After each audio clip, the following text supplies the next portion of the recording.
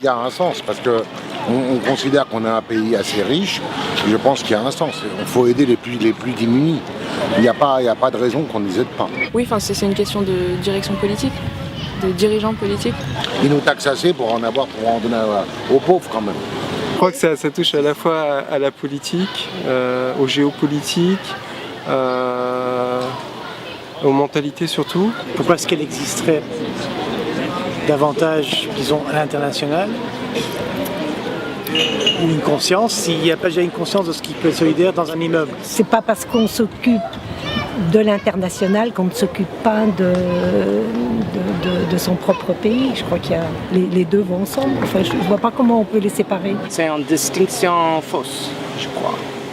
Parce que oui, nous sommes bien globalisés et en fait, les richesses du monde développé ont toujours dépendu des ressources du monde pauvre. On dirait qu'il y a une dichotomie sud-nord et donc c'est un peu comme si les pays occidentaux étaient en quelque sorte un peu coupables ou responsables d'une certaine manière. Je reconnais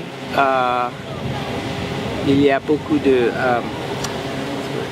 paradoxes, ironies. Par exemple, si les ONG français aident les Africains, mais il y a un ton des Africains misérables ici à Paris. Je pense qu'il y a aussi d'autres gens ici en France qui s'occupent des Français, parce que c'est vrai qu'il y a des Français qui dorment dehors. On a créé justement l'Europe pour faire une communauté soi-disant un peu plus riche. Mais quand on regarde les pays comme la Grèce qui ont beaucoup de problèmes, bon, c'est un peu difficile. Déjà, ils ont du mal à les aider alors qu'ils font partie de l'Europe. La pauvreté en Europe ou en Occident est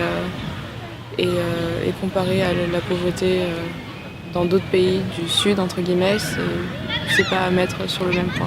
La lutte contre la pauvreté, en réalité, elle doit se passer au fait d'une manière globale, quoi, et partout en même temps. Si chacun y met un petit peu, je pense qu'on peut y arriver.